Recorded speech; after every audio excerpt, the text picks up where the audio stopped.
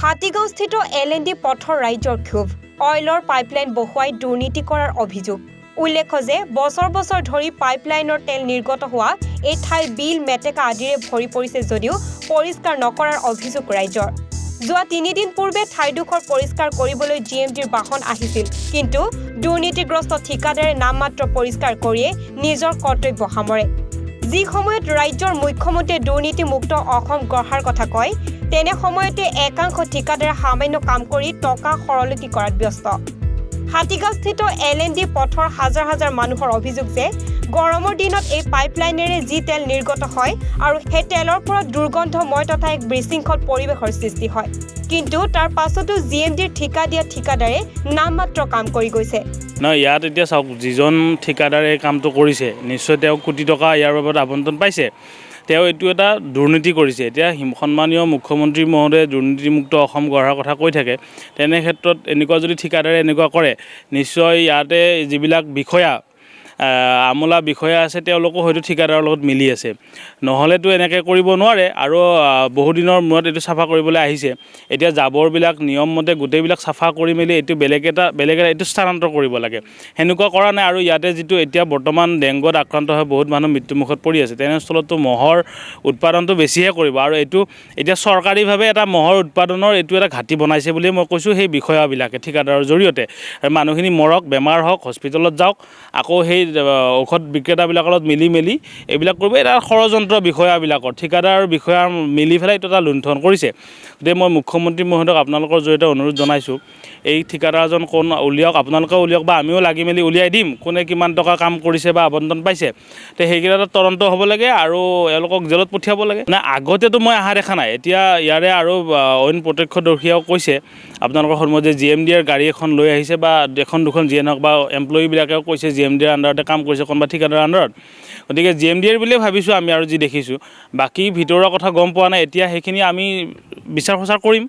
কোনে কাম কৰিছে অৱস্থাটো আচলতে বহুতো জংঘল জাবৰেৰে আৱৰি পৰিছে গৰম দিনততো আৰু না সেইটো এতিয়া ধৰি লৈছোঁ গৰম দিনত এইবিলাক গেলি পচি যাব মেটেকাবিলাক বা অন্য মানুহবিলাকেও জাবৰ পেলাইছে কিছুমান মানুহে এইবিলাকৰ গোন্ধত এনেইতো দুৰ্গন্ধ থাকিব নোৱাৰে এতিয়াই নোৱাৰো আৰু গৰমৰ দিনত আৰু থাকিব নোৱাৰা পৰিৱেশ হ'ব সেইখিনি কথা মই এতিয়া মানে ইয়াৰ বাবে মইতো এতিয়া চাওক ঠিকাদাৰজনে ইয়াৰে যিজন তদন্তকাৰী বিষয়া আছে কোনোবা ইঞ্জিনিয়াৰে হওক বা ছুপাৰভাইজাৰটো কোনোবাই কৰি আছে তেওঁনো দেখা নাই নেকি ৰাইজৰ টকাৰে আমাৰ টকাৰে তেওঁলোকে দৰমহা খায় আমাৰ টকাৰে তেওঁলোকক আমি ৰাখিছোঁ আমাৰ কামৰ কাৰণে তেওঁলোকে আকৌ আমাক বেমাৰী বনাবলৈ ষড়যন্ত্ৰ ৰচি আছে গতিকে এইটো দিশত আমি কঠোৰ হ'ম বা মুখ্যমন্ত্ৰীকো জনাম এই বিষয়ত গোটেই তথ্যখিনি লৈ মেলি পেলাই মানে কি এইটো শাহনগৰ এৰিয়া দিছ ইজ আ পাইপলাইনটোত মানে 3ডাল পাইপ আছে মাজে মাজে তেওঁলোকে পাইপলাইনডাল চাফা কৰে কিন্তু it is the work of the GMDৰ ৰেছপঞ্চিবিলিটি থাকিব লাগে to keep it clean and clear নহ'লে ইট ইজ এ ৰেচিডেঞ্চিয়েল এৰিয়াত আমাৰ বহুত অসুবিধা হয় মানে মহ সাপ আৰু পানীটোৰ মানে স্মেলটো সাংঘাতিক স্মেল গতিকে GMD অলপমান তেওঁলোকৰ ৰেছপঞ্চিবিলিটি বুজি পায় আৰু যি 3 দিনমানৰ আগতে কৈছিলে কৰোঁতে তেতিয়া মই ক'লোঁ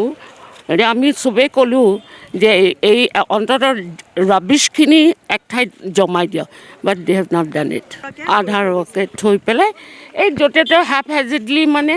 কামখিনি কৰি থৈ গুচি গ'ল চাফা কৰিবলৈ GMD গাড়ী এখন আহিছিলে তাতে 10জনমান ৱৰ্কাৰ্ছ আহিছিল তেওঁলোকে খালি সেই হেৰিডাল হেৰিডাল আনিছে টানি ওপৰত অলপ টানি পেলাই they have left it like দিছ মছজিদ আছে প্লাছ ফ্লেটছ আছে কমপ্লিটলি ৰেচিডেঞ্চিয়েল এৰিয়া গতিকে তেওঁলোকে অলপমান চাফা কৰি দিব লাগে নিয়মতে তেওঁলোকে গোটেই হেৰিটো ক্লিয়াৰ কৰি দিব লাগে ক্লিয়াৰ কৰি দিলে পানীটো ক্লিয়াৰলি গৈ থাকিলে তেতিয়া প্ৰব্লেম নহয় ন news desk report NE Bharat 24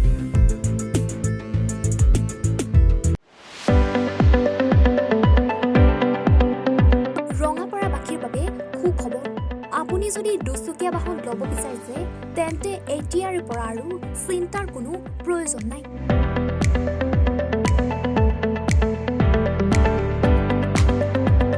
আপুনিও আহিব পাৰে DBP এছ'চিয়েটৰ বাজাজ টু হুইলাৰ ডিলাৰ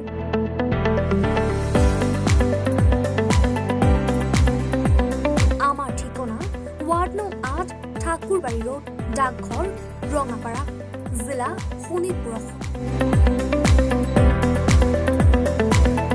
আমাৰ যোগাযোগৰ নম্বৰ